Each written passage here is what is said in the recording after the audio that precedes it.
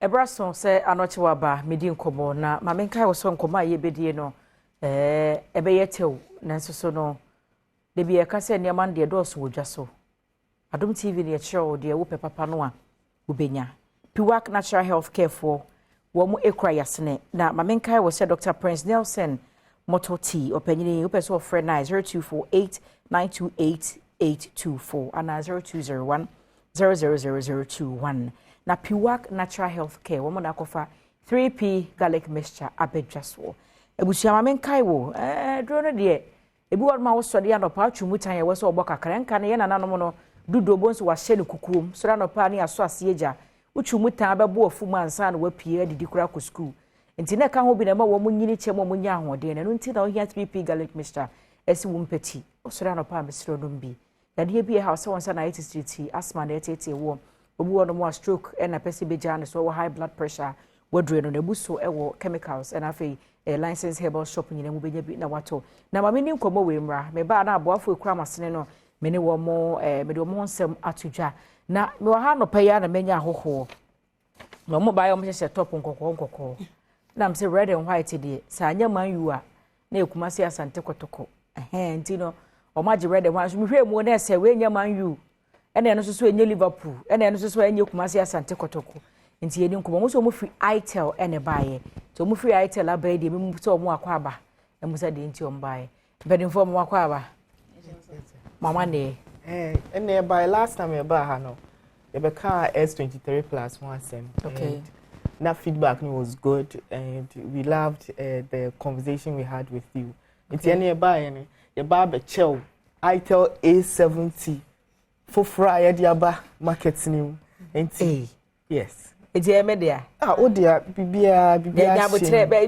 bronya bo na anu asem nti be komo se na na usika na anu ye bre ofon wa anya advert ma memusam yi na anu Itel ho nkomo no aye diye no na moni age nkomodie ne ho eno nti mo se mo ba be cheme yes A70 se mi nkuta fantwa selfie na dase ka mo be na krata ka na ka me sign ambassadorial deal anoche wa bas brand ambassador for Itel ade baba kan be you see your style be use A17 you do feedback na wa phone phone na wa hu memory na ye 128 gig plus 8 gig na was so no na but 128 gig yes RAM plus 8 yes gig RAM yes me am your content creator no de metumi ekita because other phones they could be the new 128 and sounds of battery durability the battery near 5000 me na mama ntimi nkuta power bank tie ya de ehia me mo se eche papa it me charge ya metumi de akọ abejuma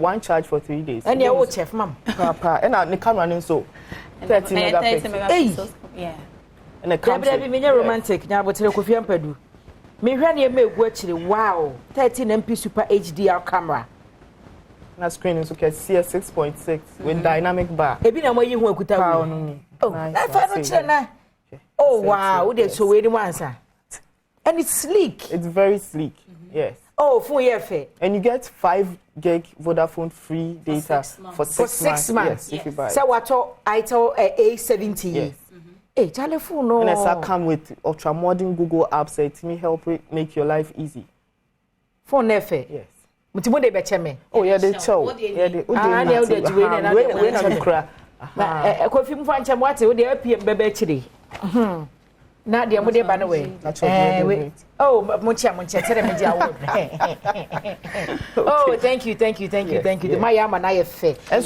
and so there one very good and say the price no so you say I tell you with all these expensive features it comes at an affordable price of 777 angelic number 777 so create and Ghana but he na me pe benya bi wetimenya bi wo any Itel shop ko Circle ko Madina any shop bi obehu a dey Itel brand na bo ho just make sure say accredited Itel dealer then you can just buy from them it still goes for 777 if you have any issues ubetimi our contact here your number so on Facebook Instagram Twitter you just send us a message and then you be sort you out. Mate medama say Itel for medama say pa. Ya mi shira mo na ebusa ma fa we mfe bon samako. Franco Trading Enterprise say phone bi a wo pe bi a wo bu obi. Omo smartphones, omo computers, sanso and omo printers. Omo bi bia ewo wonom akache. Na Franco say obetima download Franco app na to phone so. Washing machine, air conditioners, bibia di siesie dem ma dem ya kono ma dem ye fe bia no. Franco Trading be mo be nei CCTV camera and in installation nyina no okoho a obenya bi. Na mamenkai we say 0246 422338 and 0555 939311. Na meko Dominion Herbal Powder wo mo akache. Dominion Herbal Powder so run up pensu e de na say nsu ayehye. Na wasabi egum. Na wanum enkora atre ne baako. Na wabɔ ne gwa emma wa hoden strong ko boost wo immune system. Ademu ni nyina no wo de be ye adwuma. Sanso Dominion Herbal Ointment. Mesi ye mo epe high heels no do fi adwuma bo se onanti ni nyina ye oya. Watit kakra wo de atwitwitwi wanya nsodwunu bi abo a ade be kene wa ye kama. 0543 158195 and 0249 561 843. St. Andrews SHS and so free. And Crown results no aba.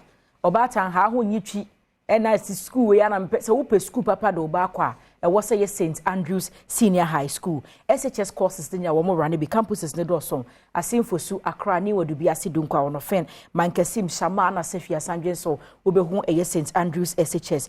Mr. Wada 0244 696911 and 0207 891004. Na mebekɔ no Itel for abeche machede fe we omo se memfa na menyusu na me hu sede omo product no etie.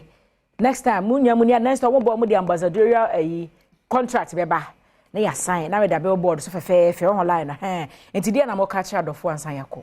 See, catch obi say. It's camera na wetwe no. Camera no. Okay. Very nice camera. On a 30 megapixel. And I name 8 megapixels. Okay. Yes. Okay. And the sounds your 4G. 4G, yo. yes. Yeda mo ase why nyankopon nhira mo what Indeed, you so Oh, maybe I'm breaking the pocket. You see, Christmas eba, ope achedi atoma webusu nia. It's a bonus of that form, but then really executive features. Me da say. Ebusia, ma menkai wo say snet say eye woda achenti fa ne personal. Adwuma bi a wo ye bia no betime tuatua ho nto bo kakra kwa na da ache no. Okọ mmere wa na so nkokora bo mu a wo de ayensi achi ba. Eye woda ache fa ne personal ye hwe wemba.